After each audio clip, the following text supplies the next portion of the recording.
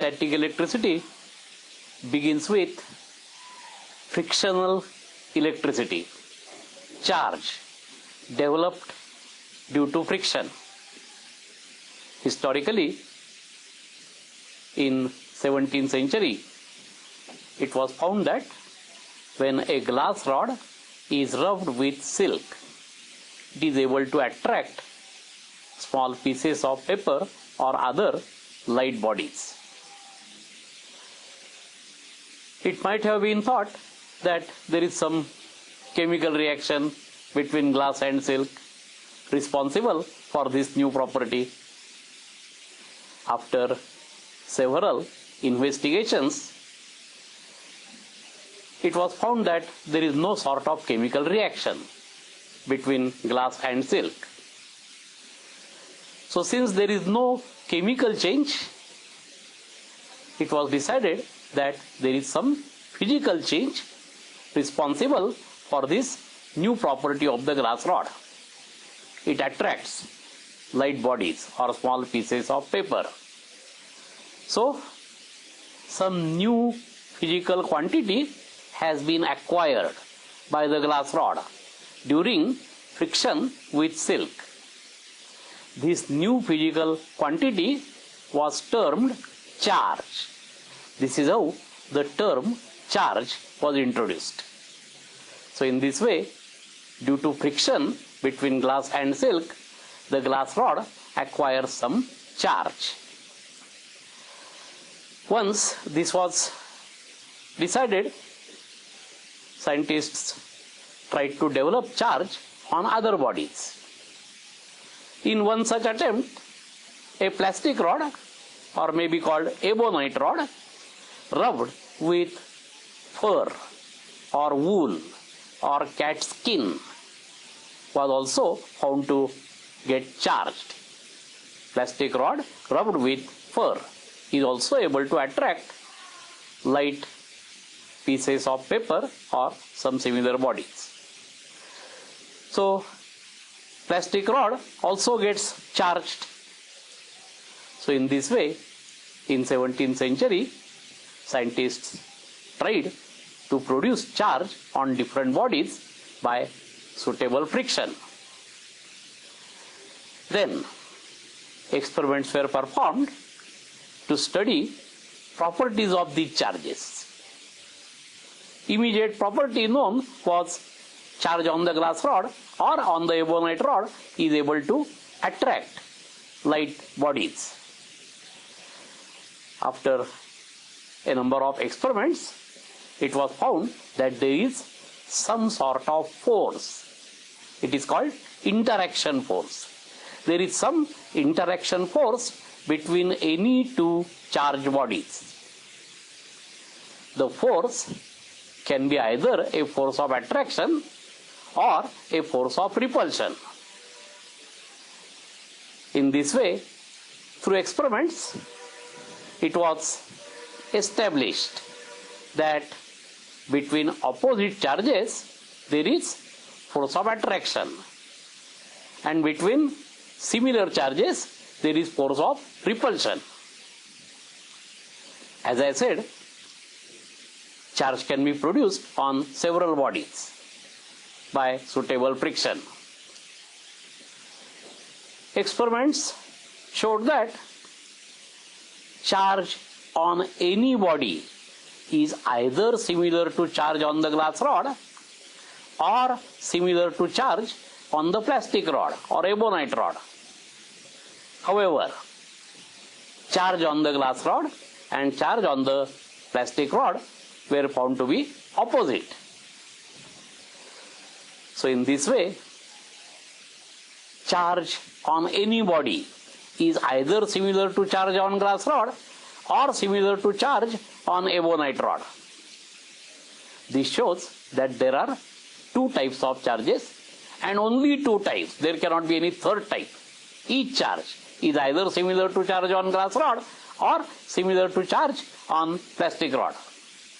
So it was well established that there are two types of charges having opposite properties. So by convention, charge on glass rod was regarded as positive charge, and charge on the ebonite rod was considered to be a negative charge. So in this way, we have two types of charges termed positive and negative. So, what is charge? In fact, we cannot define charge as such. No one has ever seen electric charge. Charge does not have any known weight. It does not have any color, length, width, odor, and so on. So since we cannot see the charge or we cannot feel the charge, it has to be defined in terms of effect of the charge. And simplest effect, as I said, is either attraction or repulsion. So now we can say charge is something that appears on a body due to suitable friction, and it is able to attract light bodies, it is able to attract oppositely charged body, and it can repel similarly charged body. So this is how we introduce the quantity charge. Remember, charge can be produced on any body. Friction between any two bodies will produce charge. But then, why do we always think of glass rod or plastic rod? Yes, it is true that charge can be acquired by a copper rod or aluminum rod or any other. But then, we know copper, aluminum or any other metal is a good conductor. Human body is also a good conductor.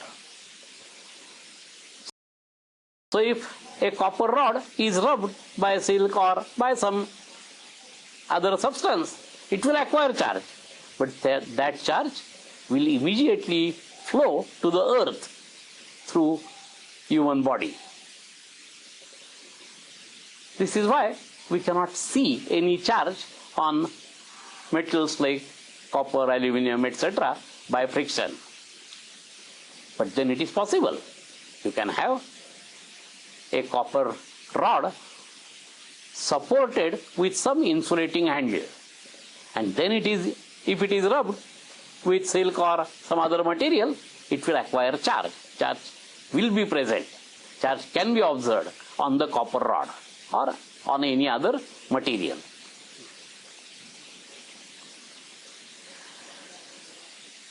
What is the reason of this charge? From where this charge comes? Why it comes and how it comes? According to our present understanding, according to physics that was developed in 20th century, we know that all the material is made of atoms and molecules. Molecule is also a combination of atoms. So we can say that all the matter is basically consisting of atoms of different elements. And what is the constitution of atom? Again, all of you have studied that atom consists of nucleus and electrons moving around the nucleus. The nucleus contains protons and neutrons. Again, you know, neutrons are uncharged. Proton is a positively charged particle. Electron is a particle having negative charge. The atom as a whole is electrically neutral because number of electrons moving in different orbits is same as number of protons in the nucleus. The positive charge on each proton and negative charge on every electron are numerically equal. So because the atom contains equal number of protons and electrons, it of course means that atom contains equal amount of positive charge in the nucleus and equal amount of negative charge in the form of electrons moving around the nucleus. So normally the atom is electrically neutral. Again, you know that electrons are moving around the nucleus in some systematic way. Electrons are distributed in different orbits. So some electrons are moving in inner orbits and some in outer orbits. Particularly the valence electron is moving in the outermost orbit. Now see that there is attraction between negatively charged